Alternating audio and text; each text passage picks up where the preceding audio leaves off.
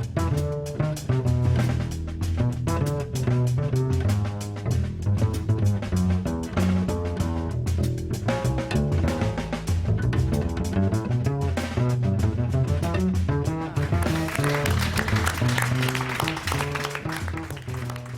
Jonty Claypole. I'm Director of Arts at the BBC.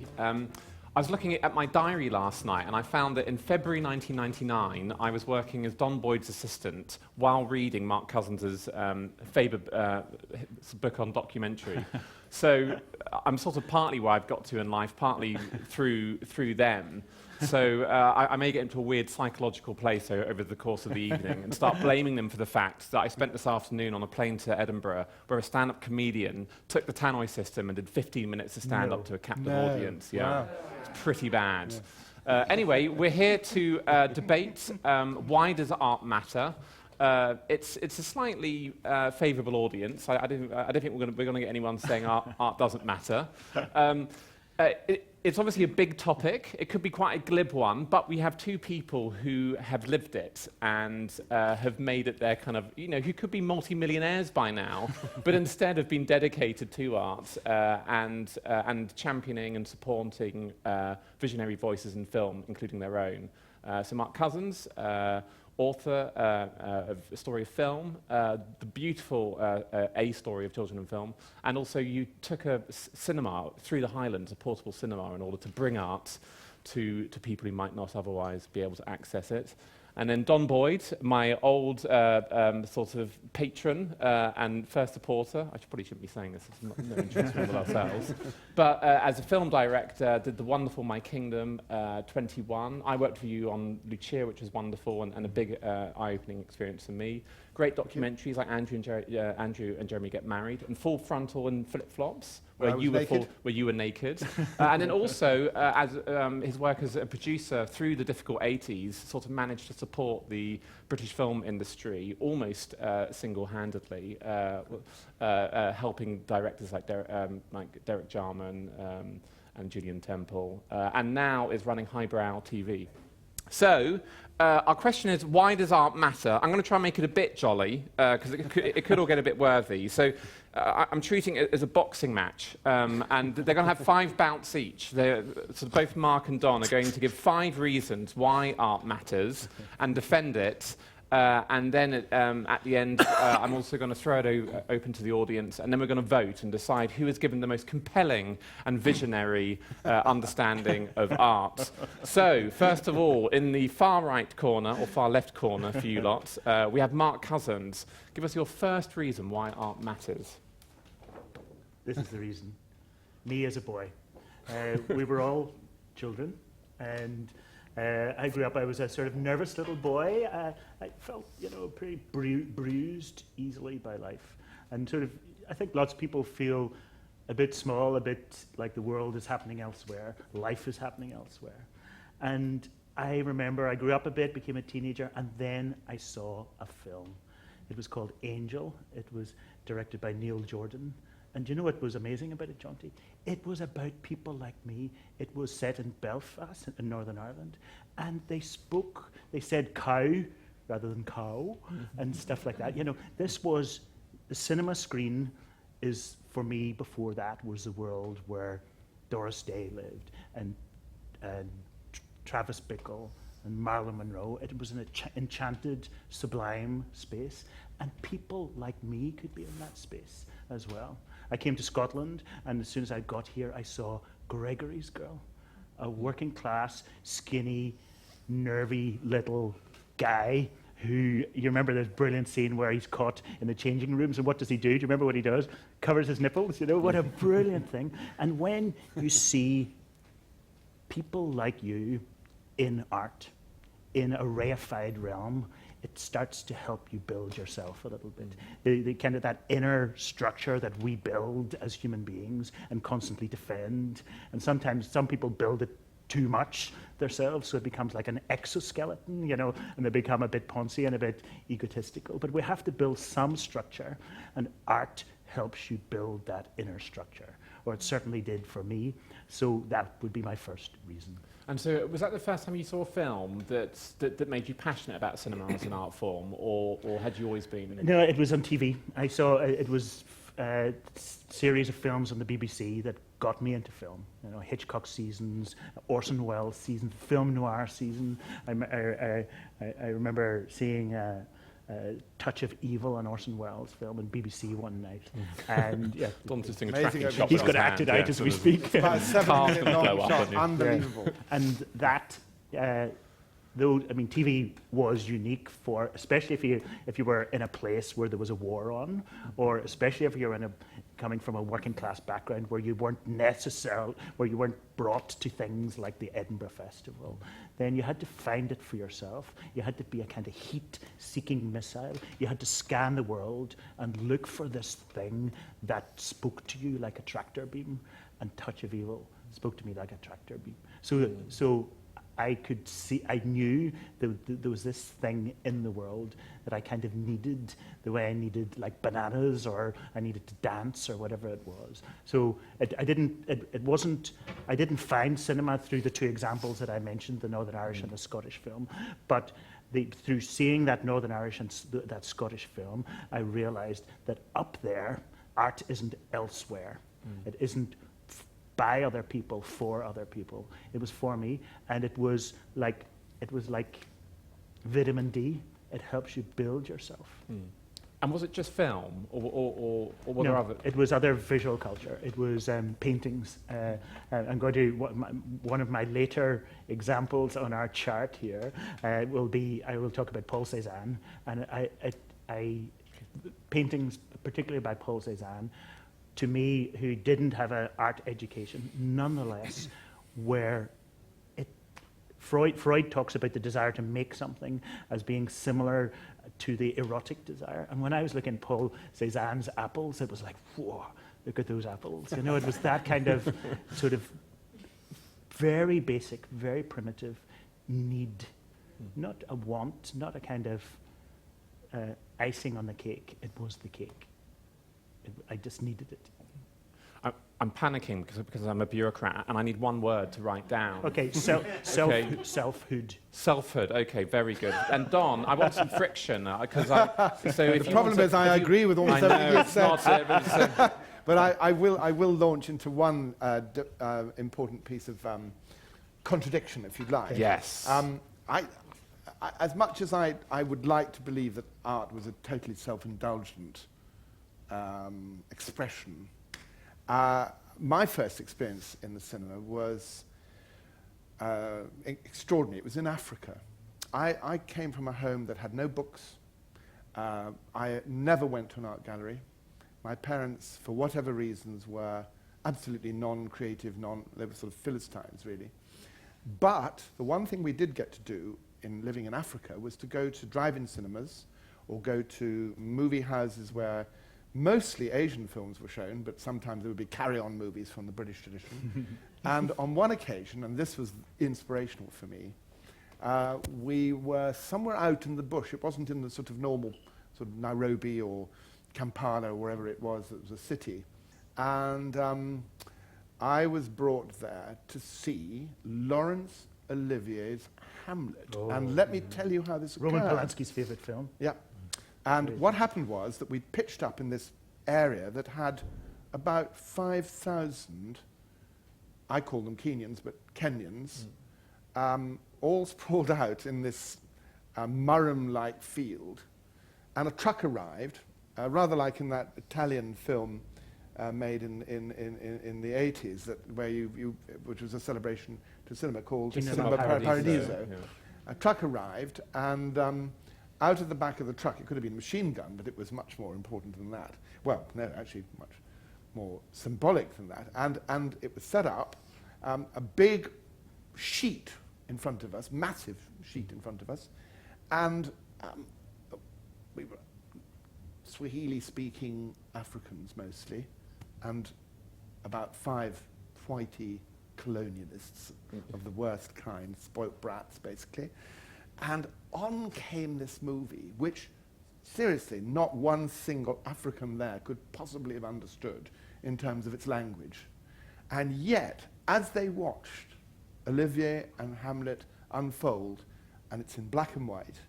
And I can put it this way: my memory is that it was in black and white. It's probably a colour film, but I remember it as a black and white film. Black and white. Yeah, and yeah, it is black and white. And they responded to it in the same way that the Asian audiences in the Asian cinemas I'd been to responded to James, well, the equivalent of a James, the thriller film. They applauded, they cheered, and I realized then that there was something going on that was nothing to do with my language, my personality, my culture. It was something that we could all share, and I realized also that it was entertaining and in the extreme, and it had nothing to do with me personally. It was something that had a communal expression, a communal excitement about it. And it inspired me from then onwards to, A, read a lot more Shakespeare, which at that stage I had only been treated to Classics Illustrated. You probably don't know what Classics Illustrated was, but it was a comic book version of Shakespeare. That's what my parents thought I should learn Shakespeare from. You know, literally you learned about Macbeth and Lear and stuff like that with drawings that could have been Batman or Superman or whatever. I also, as a result, honed a phenomenal respect for the communal audience watching a big screen, and it was dark by then. Within half an hour, it was dark in East Africa. You were right on the equator, and so the whole thing was dark. And this excited group of Africans who had absolutely no concept whatsoever of what Shakespeare represented culturally were loving it. Yeah, thank God they weren't showing his Othello, Laurence Olivier's Othello, which has the worst West Indian accent of all time. Actually, oddly enough, when I worked with Laurence Olivier, just to give you a little bit of an anecdote. Oh, that's a bit of Mark. Come on, Mark, how are you going to beat that one? I have to be a little competitive. I'm going to mark name dropping. Yeah, well, we heard all about. First one from Don. First name drop from Don. Yeah, name drop. I've got one quick anecdote to do with Othello. You know, we were talking about acting and art, and he said, you know, I'm not going to try and do his accent, but he said, you know, it's all about technique. He was very old, by the way. He said, it's all about technique. And he said, oh, come on. I was with Derek Jarman, and we were just sitting there. Another one, Derek Jarman. Do I get a point for that? Yeah, you can have a point for Jarman. I'll give you a half. Around 20 it's not or 25. Olivier. No, it's fine. No, you can beat me hands down. And Olivier said, I'll show you what I mean by that. Do you remember the scene in his Othello? And I saw it at the Old Vic, by the way, in the theatre and the movie. Do you remember the scene, and I remembered it very vividly, when I go to the back of the stage and I realise that I've been cheated, that I think at that moment that Desdemona has cheated on me, and I plan to kill her. And he stood up, and I'm going to do it now. He stood up. He walked to the wall, and then he turned round like this. And this actually happens in the film. And then he went like this. Only I can see this. Can you see this? What are you doing? Oh, yeah, I'm pulling the shoulder up. He pulled his shoulder way up. And then he turned round again and smiled. And he said, that's all I did. And everybody remembers that moment in the play. Very, very good piece of instruction about how technique, a simple action, informs art. Yeah. And anyway, to get back to why I think art is important, there are a whole variety of reasons. It's your first one. You've only got one to give now. That's my first so one. it's your first. So my first one is entertainment. Entertainment, okay. Have you illustrated? I've definitely lost on that one in terms of his. And anything you want to say about entertainment, or have you said it? Is that what? No, I do have things to say about entertainment. I will indeed. You texting or checking your notes? I'm checking my notes. No. Entertainment is often a rude word because there is a sort of sense that people that only want to create art to entertain aren't artists, which is, of course, complete and utter nonsense. And entertainment, at its highest level, is immensely creative. It's something that's revered. And in my terms, I learnt about Hollywood cinema rather late. I was schooled on the great post-war Italian neorealists, realists, Pasolini, De Sica, Visconti, and then later on Antonioni, Fellini, and all of those great directors. And they were dealing with ideas, they were dealing with brilliant imagery in the cinema, but a lot of people found their films slightly too obscure, somewhat erudite, although in fact millions of people went to see them because in those days there wasn't really telly. And I'd enjoyed those films, but then I suddenly discovered Hollywood. And discovering Hollywood in the context of having European cinema, I realized the art and the artistry involved in creating great Frank Capra comedies, extraordinary films obviously from Hitchcock, who was a Brit living in Hollywood large proportion of his life, all the great George Cukor, and then of course the earlier examples of great cinema that came from Hollywood. Harold Lloyd, for God's sake. I mean, you know, and they were entertaining films, but they required enormous creativity. And why did it matter? Because it gave so much pleasure to people. And when they created it, they were concerned with their audiences. They wanted people to laugh. They wanted to move people. They wanted to involve them in their satire, in the Capra movies in particular. And so my big point here is entertainment doesn't need to be some kind of rather Philistine occupation that you sort of regard as in intellectual circles as unimportant. It's phenomenally important. It's part of how we continue to exist as communities. We entertain each other. Even if we drive each other crazy in some form or another, we're entertaining each other.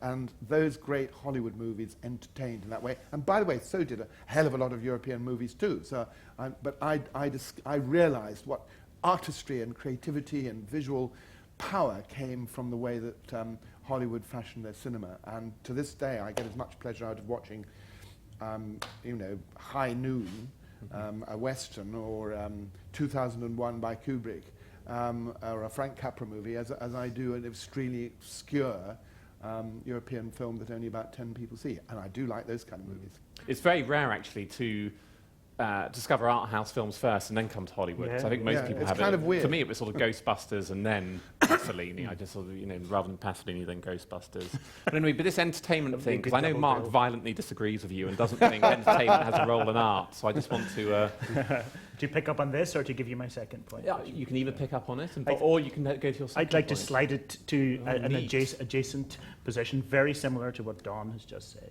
That my second word would be joy. And what I've brought along to illustrate joy is this disco album. The best disco album. And I'm looking here, there's Chic and Eruption, Boney M, Chaka Khan, Funkadelic, but I'm particularly thinking of Funkadelic's not disco. Donna Summer, Dancing to Donna Summer. And this is probably similar to what Don's talking about watching a Hollywood movie.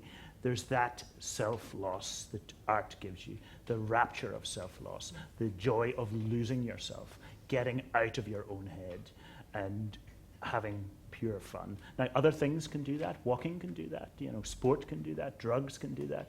But there's something about art which allows you that kind of magic carpet ride that art can provide, where you just go off somewhere and shake off your everyday self. And that, I think it's such a simple thing to say. It's pretty much what Don is saying, but that is so valuable. You know, like that's why people are paying £15 a night to go to the Edinburgh Festival and the Fringe, etc., to lose themselves in something else. The phrase that I just used, the rapture of self-loss, comes from Joseph Campbell, and it's a phrase that he uses to analyse why myth matters, etc. The Hero of a Thousand Faces. Yes, wonderful. Yeah. And I don't know if Joseph Campbell actually wrote about Donna Summer, but He did. Did he? Yeah, yes. Are you Very serious? important, no. No, I was going to say. So I think a simple point, but a crucial point. If my first point is about building a self, the second point is about losing that self. So was it disco for you? No, it wasn't actually, because I'm slightly too young for disco, just a touch. So the sort of music that that got me when I was a teenager was the Jam and Blondie and New Wave. But whatever it is, some of these things I didn't dance to. And I think what I was describing was a kind of euphoric experience. It's a difference between Apollo and Dionysus, that idea of Dionysus, which is that it's a kind of intoxication, it's a kind of shaking yourself out, it's frenzied. You get it in dervishes and spinning and hypnosis, all that kind of stuff. So I think disco was particularly good at that. And when disco became uncool, then soon afterwards something else had to come out of the ashes, and it did in trance and rave music, etc. And that was the new way of losing yourself in a euphoric experience. And I think all cultures have that idea of euphoria, and those that don't, i.e. a certain Calvinism, suffer, and it erupts elsewhere in the culture. Okay, very good. I think yes. Very good indeed. I think Joy is good. And you have a visual aid for your next one, don't you? Sadly not. No. Well, I could use my hands and fists because I want to suggest that art is important because it provokes. I'm afraid I'm in that sense as somewhat of an iconoclastic and have been all my life. But I love the idea that unlike Oscar Wilde, who said all art is useless, I think art has the ability to provoke. And, by the way, in provoking, it can often entertain. But I was absolutely staggered when in Edinburgh, actually, used to go to the National Gallery here, which is a very good small gallery, extremely well looked after and curated. And there's a very good portrait gallery here. And see paintings that led me to, whenever I went to another city, want to go and see other paintings that had great provocative messages about them. Goya being an extremely good example of that. And of course, I quite literally burst into tears when I saw the real-life version of Picasso's Guernica, which is a staggering piece of abstract art, but absolutely says everything about the rage that he felt and everybody else felt about the appalling massacre in Guernica during the Civil War. And I think art can provoke in so many different ways. It can provoke by being intensely boring. You can go along to a Stockhausen concert and not necessarily get the whole idea of what Stockhausen is representing with his extraordinary soundscapes. He could have actually been a visual, sort of an artist in the new context of soundscapes many years ago. He was so ahead of his time. And I've been to Stockhausen concerts, and I have to say I really went with that rapturous, youthful enthusiasm, thinking I'm going to really get into this. And sort of halfway through, I thought, what the fuck am I doing here? This is awful. But it provoked me to think about what was going on. Now, this is sacrilegious to some abstract musicians who would think Stockhausen was a god, but I have to say I found a problem with it. Having said that, in the cinema, I know people who tear their hair out at a Godard movie. I love Godard movies. They provoke, they're political, they make you think, and I think for that reason alone, art is massively important because it does that even though it isn't necessarily entertaining you, it's provoking you. Of course, provoking can be propaganda, and that's horrendous, and it can provoke you to be very angry about it. I was really enlightened only 2 days ago when Mark persuaded me to come with him to a place everybody in this room must go to, and you must tell everybody else to do so, called Little Sparta. Oh yes, it's incredible. It's an incredible place. It is the... he's probably better at describing this than me, but it's almost like a religious sanctuary that was created by this extraordinary artist who's regarded as one of Scotland's greatest artists, called Ian Hamilton Finlay. And it's about, 70 miles from here? If that? A little less. 45. 45 miles from here.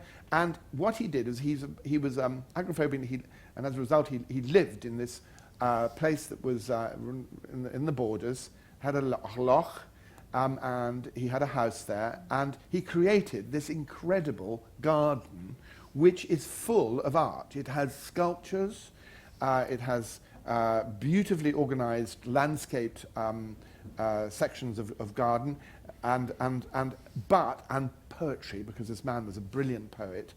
And in it are provocative images.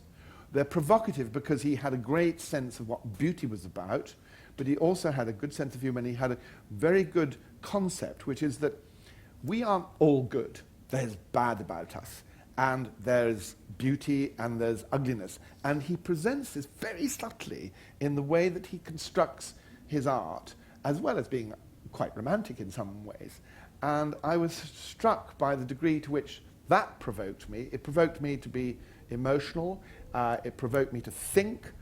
He has lightning strikes in his art, exactly in the way that the SS had their double... It's got slightly fascistic overtones. Yes. It's very provocative. Yes, very provocative, but in no sense was he remotely fascistic or Nazi in his philosophy. You couldn't possibly imagine this man was like that. And by the way, he suffered terribly as a result of some of his imagery when he won one of Europe's most important potential commissions, and it was robbed from him by the dreadful French institutions that found some reason to get rid of him and his prize. Mark knows the story more specifically than I do. But anyway, the reason I bring all this up is it provoked me in all sorts of ways, and it provoked me in the way that you should be when you see a great work of art. Last quotation, he's got many more than I have, but this is one of my favorite ones. Ruskin said that this is a great art commentator, critic, would you call him a critic? Would you call him a writer about art, art historian? When he said that he knew nothing about art until he'd seen the Tintorettos at the Squalo San Rocco in Venice.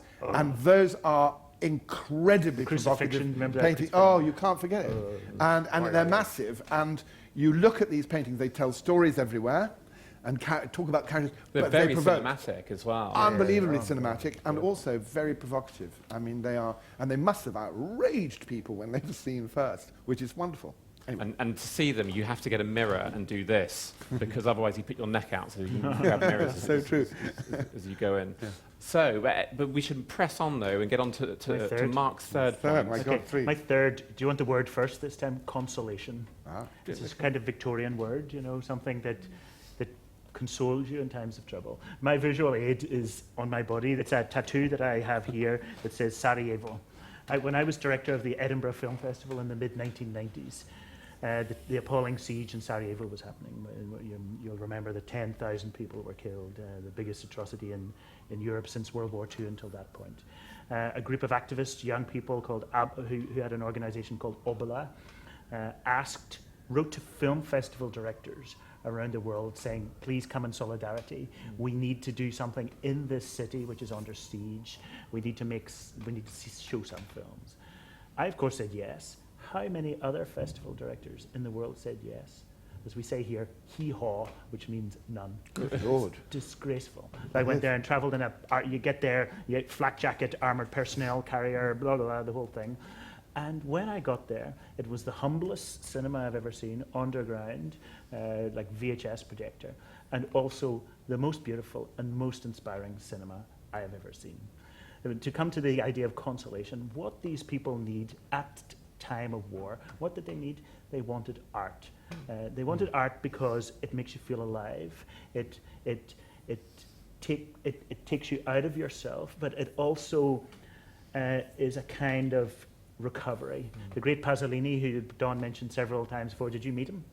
No, I thought that was another. I'm offering you another name drop. I've got a few other name drops, but not Okay, Pasolini. Sure he's building up to his big ones. The great Pasolini said, cinema is recovery. In those three words, I think he captured what consolation means. Not just about cinema, about art in general.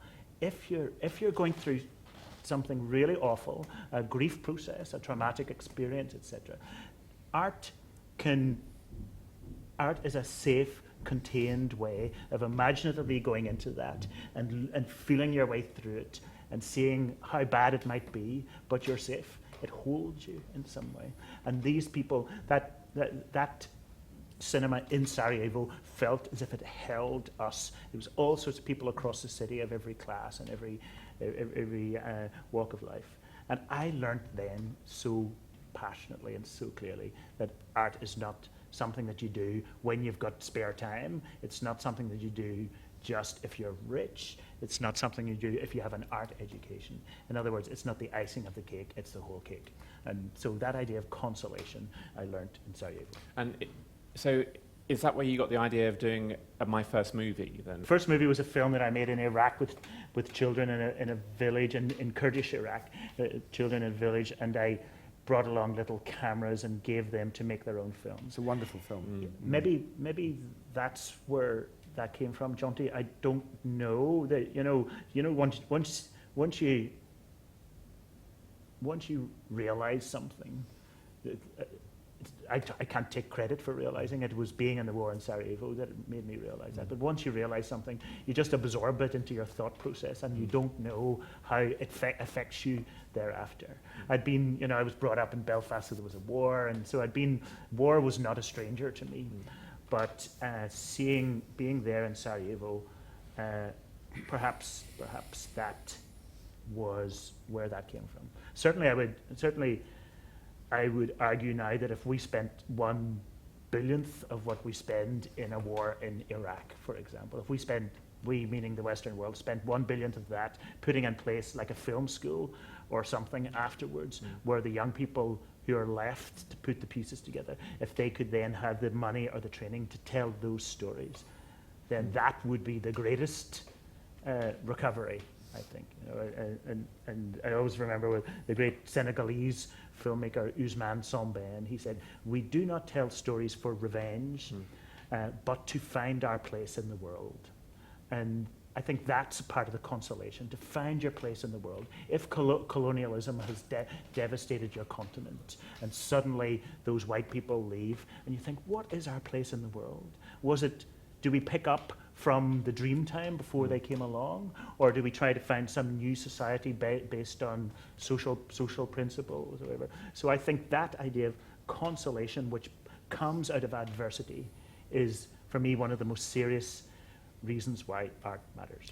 As a Belfast boy, I saw for the first time recently Alan Clark's film Elephant. Oh, what did you wow. make of that, and where do you? Because is that consolation, or is it? Oh yeah, I saw that when I was a boy, not knowing what it was. Extraordinary. This is well, you worked with Alan Clark. I produced Scum. And for me, that is one of the most important films. And it's not consolation. I would like to talk about it in another category, which is form, which would be my fifth and last point. So hang on, we haven't even got to the fourth yet. No, I know. So I'll talk about why a film like that matters, I think, in two more stages, if that's okay. By the way, one thing about that film, not often known, is it was produced by Danny Boyle. Danny Boyle, yeah. Who's an extraordinary artist. If people haven't seen it, it is the most amazing film where he just recreates all of the killings that had happened in Belfast, and using a early Steadicam. Forward-tracking shots. There's no plot. It's just murder after murder after murder in the places where they happen. Lasting about 8 minutes or 9 minutes. But incredibly provocative, as well as sort of being a form of consolation. No, absolutely. I would say more provocation than consolation. Yes. Consolation is a healing process. It doesn't heal, I don't think. It's like it builds a cathedral and it says, look at this thing, look what we have done to each other, look at this atrocity, look at the way we are moving through our worlds in vengeance. So it's an incredibly bleak film, in my opinion. It doesn't really offer any bleak. solutions. And of course, it was remade by Gus Van Sant. Yes. Okay, Don, your third. My third is I suppose, a form of suggestion that art is important, because I believe dreaming is important. I think, there was a whole period in my life when I didn't remember my dreams, and it was one of the worst times of my life. And I think we all dream, and not only should we have a chance to somewhat analyze them in some way or another, but we should just enjoy the fact that that happens. And art provides us with a sort of realistic opportunity to dream, and there are a whole variety of areas where this becomes relevant. But I'm going to explain my particular experience when I go to a concert hall to see a classic piece of music. Actually, it doesn't have to be a classical piece of music at all. It could be a rock concert, but I will use a classical concert as an example. Imagine that you're in a big concert hall with 1,000 people in the audience, and on the stage there are 85 musicians and a conductor, and everybody's there. And first thing I should point out is that everybody's in a different seat. Nobody's in the same seat. Secondly, they've all come from whatever they've come from: work, play, fights at home, worries at the bank, dealing with highbrow, whatever, and they're all sitting there. The music begins, and let's make the assumption that it's something truly great, a masterpiece, like one of the Beethoven symphonies, Shostakovich symphony, or even something completely new that they are being introduced to. Those 1,000 people are all sitting there, and they're not saying anything to anybody. They're watching and listening, and they might be looking at the viola player, they might be looking at the group of the brass, they might not be looking at the orchestra at all. And as the music takes place, all of them will have something completely different in their minds. And yet they're being quite extraordinarily drawn together by the orchestra and the conductor into an experience that when they leave, they'll say, "Oh my God, wasn't that good? That was amazing. Didn't you like the trumpets at that stage? And I think the way the piano came in at that moment and the slow movement." And so there will be an element of interchange. But during that time when they're watching and listening and experiencing, their minds are wandering into, and I think, into a dreamscape. They have images in their mind, they have characters and situations. The music may even take them into abstract areas, but it's a dreamlike quality. And that is my great feeling about what music represents to all of us. It's this fabulous opportunity to experience something that's come from another human being, an artist, and has given us an experience that takes us into an area that we're experiencing, not unlike what might be a dream, and we can invent it or we can just experience it. And in my case, and this is personalizing it, I tend to use music in a visual way.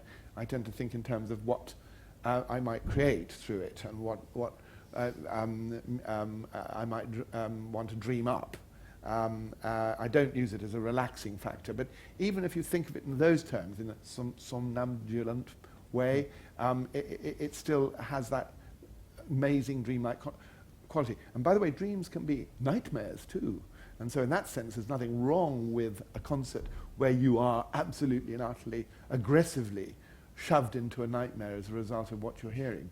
And is cinema a similar experience, or is it not, because we're all watching the same thing? It's not a similar experience at all, because in a cinema you are being forced to observe what somebody else has provided for you, and it, generally speaking, has a narrative link from one section to the next. Or if the artist sees cinema, and I know Mark is going to pick me up on this, as something that has the opportunity to inspire that dream, that's rare. But people get very different experiences from the same film, don't they? And that's yes. why people love talking about a film afterwards, because they've seen it in completely different. True, Mark, I think that's true, but I don't think that there's a tendency to have the same oral experience, to have the same visual experience, because it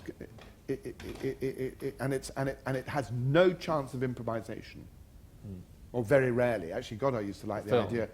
Yeah. Yes. Godard used to like the idea of changing each day one reel and showing different reels at different stages, and I could understand why talking about that. I mean, yes, we can dream in the cinema too, but we tend to be engaged with what's been given to us to deal with, whereas in a concert there's this opportunity to dream. Now, I don't think it's only, by the way, in the concert hall that this is the case, and there are artists who push into our imagination images, William Blake being my best example, that allow us to arrive at a different perspective each time, everybody would have a different perspective on a William Blake painting.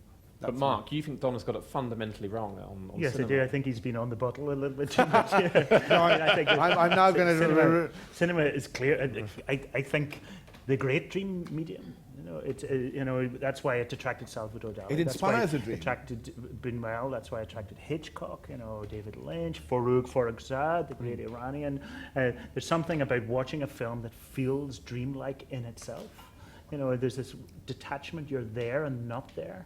Cinema is it's predicated on the idea of dreaming. So I'm glad to find something to disagree with, but I think that and you say you use the word. My jaw first dropped when you use the word forced. Cinema forces you to do something, which is to submit to its time frame. So if it's 96 minutes, you either sit there and let it do those 96 minutes to you, or you leave. But I would say But in every other way within those 60 minutes, it's incredibly ambiguous. When you look at Kim Novak and Vertigo, are you her or are you Jimmy Stewart? Is this happening? Don's both. Well, no, exactly. No, this is one of the fascinations of cinema. We are both when we it's quite a bisexual medium in that way. We are sort of both sides of any kind of love story, but we're also there and not where. We're awake and asleep. I'm not denying what you say about music, but I'm certainly elevating cinema to a level from which you. No, I mean, we all are familiar with the phrase of Hollywood being the dream factory, and I find it sort of somewhat I resent that concept, because I don't want people to manipulate my dreams in that way. I want to be much more free when I go to something. Where the idea of a dream is going to occur. Now, that doesn't mean that the cinema doesn't have a dreamlike quality. Of course it has. But it's very manipulative, usually. And by the way, not often. Only in Hollywood. Not many people go to a film and think, I'm going to leave in about half an hour. I know. No, they'll stick it through all the way. And not many people will be thinking about, while they're watching a film, the last meeting they had with their accountant, or whether they're going to get their iPad repaired or whatever. They're engaged with what's going on. Whereas in a concert, I think that's very, very possible. By the way, just on this point, another little story that one of my people that I worked with told me, Peter Brook. I didn't work with Peter, but I meant. But Peter Brook told me something which I don't know whether he would repeat if it were here, but it is absolutely a story I've remembered. He said when he goes to a play and he sits there. And he's often in the front stalls and he's watching a play. He says he has no problem in going to sleep. Now, this is one of the great theatre directors of all time. He'll go to sleep and wake up again. And I think, oh, how interesting. That stage, he's going into his mind, and I bet you any money you like that if we asked Peter, was he dreaming at that stage? It's very possible he may not have been particularly aware of it. And that comes from an artistic opportunity, and I think it's kind of interesting. I don't know where this is leading us, but what cinema is not Hollywood. No. Yes, Hollywood is somewhat coercive, but also you started by saying how much you loved it, so don't backtrack there, obviously. No, I love Hollywood. But when you think of the great filmmakers today, Apichatpong, for those of you who know your cinema, Apichatpong, I knew you were going to bring him up, and Jiaming Yang, and all around the world, there are great filmmakers who are triple distilling this dream state that cinema affords, and understanding it, and Sokurov in Russia, on and on and on. Kira Muratova in Ukraine, who we should think of particularly because of the problems in Ukraine. Safi Faye. Anyway, you're supporting my view that dreams and dreaming is very much a very important reason why artists... I was right beside you until you started denigrating cinema, and then I sort of... It's been my passion all my life. Came out of me. Okay, I'm going to move us along because we're just mindful of time. Fourth one. Fourth one. Okay, so my fourth one. I'm going to remember all my points, my object this time is a VHS tape with a little bit of sellotape hanging off. It says on the boot, Chak Meh, directed by Muhammad Ali Talabi. We have an Iranian here, so he might know his work. Let me tell you the story of this. In 1990, 2003, I wrote to the Iranian government. I don't even know, how do you write to a government? You, like, dear Iranian government, Tehran. I said, you know, I've heard a lot about Iranian cinema. I've seen very little of it. Could you send me stuff? I then forgot about it. It was like a fanboy letter. And then about a month later, a shoebox arrived through the post with loads of stamps on it, including like 10 VHSs, and this is one of them.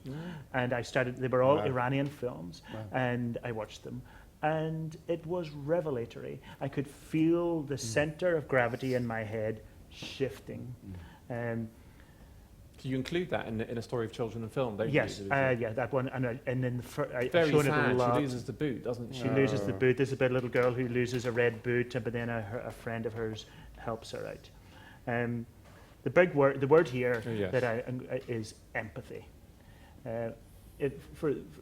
When we look at how a country like Iran, I don't mean Iran just, but a country like Iran is portrayed in our Western media, I would say it's dehumanized in some way. Either the women in particular are all dressed in black, which those of you who are Iranian or been there know that's not the case. Or we see crowd scenes, or we see big posters of Hamani and Hatami. What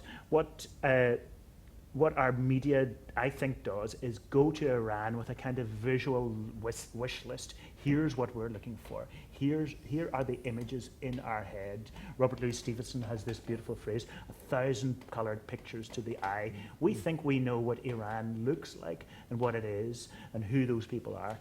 Watch this crappy VHS and it changes your life. And it's like A Taste of Cherry, where we actually end up in the kind of dug grave, in the dug grave, looking out, waiting for... Absolutely. It just so happens that Iranian films are some of the best ever made, but that's not my point. My point is that art is a kind of empathy machine. Art, and particularly cinema, but other arts as well, allow us to see into the lives and loves, the joys and sorrows, the raptures and despairs of other human beings.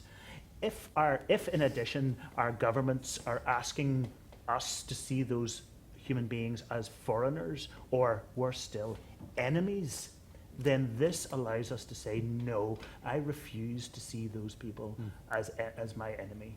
And so this idea of the empathy machine is fundamental to what art can do. On which note, what was that terrible film in which Ben goes to Iran and gets the well, you know, lots of people love this film, and I don't want to rain on their parade. It was a film called Argo. That's right, Argo. But lots of people but there's a scene halfway good because they know that all you need to do to terrify the crap out of a Western audience is have people speaking in a language you can't understand. And there's a scene where they go to a market and everyone gets very upset about the camera, and they do not give you subtitles in order. And that's what I thought was so disgraceful about that. It's a terrible example of the awful propaganda, American propaganda. But I know lots of people love the film, and also loads of people in Iran have seen the film, haven't they? Loads and loads of people have seen it. But I've loads of friends in Iran, and most people don't like it. Of course, they've seen it. When I was growing up in Belfast, I wanted to see all the films about Northern Ireland. It didn't mean I liked them. I just wanted to see how did they see us. And that market scene, what they're saying, because my wife speaks Farsi a bit, and she's saying, that guy is saying, please don't photograph us, it's rude. And as soon as you know that, you kind of relax a bit, and it's not quite so terrifying. But instead, all you've got is these voices and jabbing fingers. I was in Iran when 9/11 happened. And in a village, just an ordinary village, and the ordinary villagers, like regular people, not educated people, not sophisticates, brought candles out to put in the center of the village to bear witness to the dead of 9/11. Did we see this in our Western media? No. Is this the image that is portrayed of that country? No, it's because that's a bit too complicated and it doesn't fit into our stereotypes. And that's why challenge. Empathy. These are our art is an empathy machine. Okay, Don. Well, that leads me right through to something. You're not going to disagree with that? No, not at all. No. It sort of leads into what my next little chunk is, which is that I wrote down anger, warnings, and despair. Oh, God, can you choose one? All three. You have to write them all down. No. They all deal with a similar theme. Art, in the hands of artists, and whether they're good, bad, or whatever, allows us to be angry. It allows us to take a warning. It allows us to be despairing, and all of those things are incredibly important. And for that reason, art has a place which other journalism might not have, education might not necessarily always provide. And I've got some examples here of that. The obvious one in the cinema, and we'll all be familiar with, if you know about British cinema, the work of Ken Loach. Ken Loach, his films have a certain sense of anger, a certain sense of personal bitterness, a certain sense of frustration, but they're beautiful films. They have very beautiful narratives, and they inform us about the world from his perspective. But they are fundamentally angry films. They're trying to alert you to stuff that you may not have necessarily come across. George Orwell was an extraordinary writer, as you all know, who seemed to be able to write books which warned us all, which gave us a sense of what might be a problem, something we ought to think about. The most obvious example, of course, is 1984 and Animal Farm, both masterpieces in their own way of political writing, but they also have very subtle warnings for us that we have to deal with. I couldn't imagine my life having not been exposed to somebody like George Orwell. And then you have equally, despair. Now, we've got this big centenary situation over the First World War, and I made this movie with Derek Jarman called War Requiem, which is something I feel deeply about and identify with. But it was inspired by the poetry of Wilfred Owen. And Wilfred Owen managed to somehow, and sadly he never got to be recognised because he died within the last week of the First World War, recognised the genius of his poetry, which was poetry of despair, poetry that, but it's somehow connected. And as works of art, his poems are ones that allow us, and this word empathy is so brilliant, Mark, that's a wonderful way of putting it, empathise with the concept of despair on a large global level. By the way, one very beautiful thing about War Requiem, the Britain oratorio, is that this connects in with what you were talking about in terms of empathy. He wrote parts and cast the recording of War Requiem with, and deliberately, with obviously Peter Pears, his lover, but he arranged that two of the other important roles were sung by a Russian and a German, and he talked about that being a very deliberate decision. That I love the idea that these three, incredibly important roles in one of the great masterpieces of oratorio ever written, deal with that idea of three people in terms of a conflict, a dreadful, ghastly conflict, all representing different elements politically and in terms of what they represented in the war.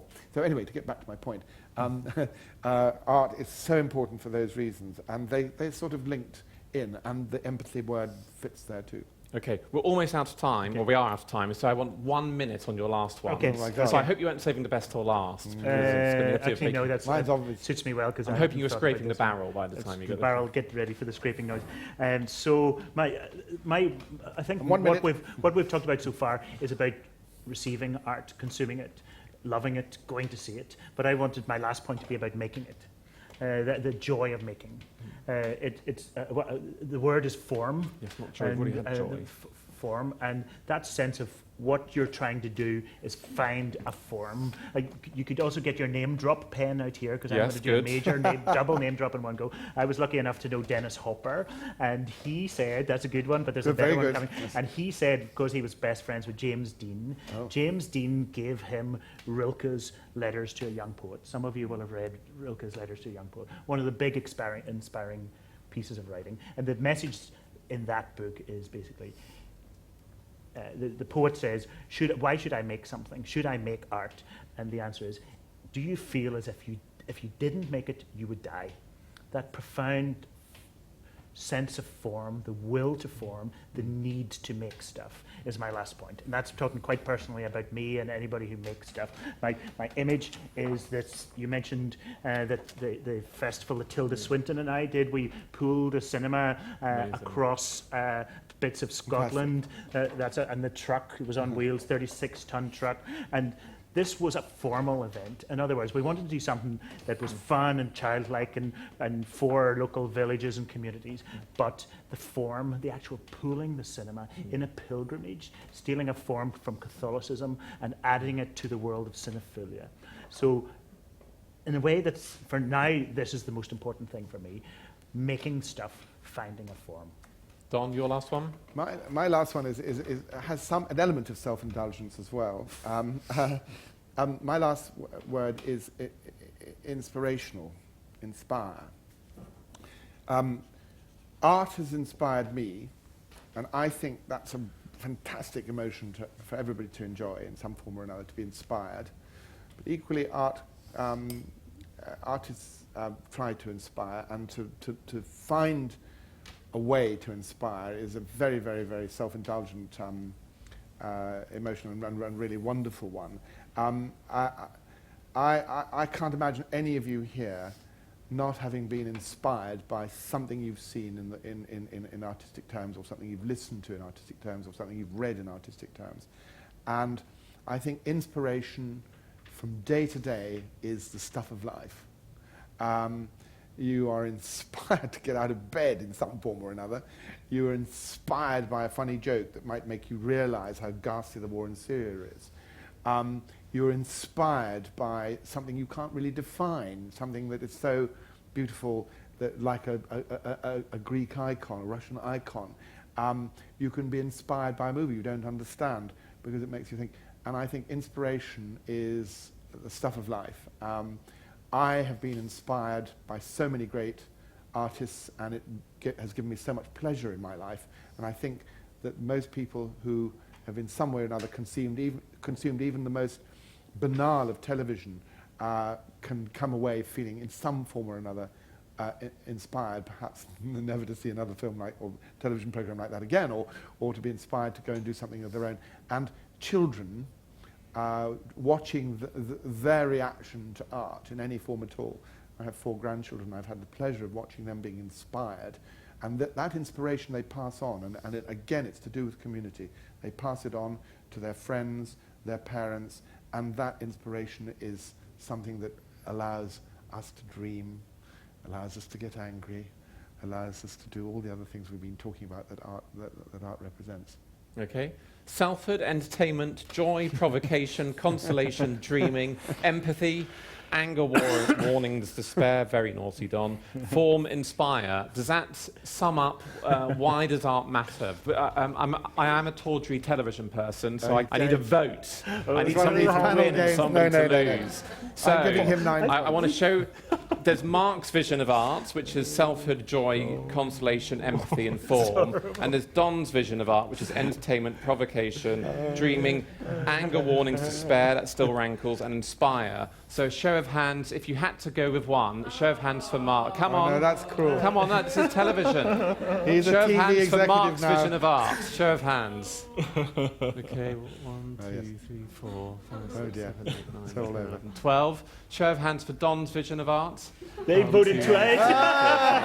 7. Okay, 7. Okay, so Mark has it. And also, I don't know if Don loses points or gains Yes. them for name dropping. He Well, gains if it had been equal, then he could have lost points. for Yes. Very Okay. true. And I also cheated with too many words. Thank you very much, Mark Cousins. Thank you very much, Don Boyd. Thank you very much, all of you. Thank you.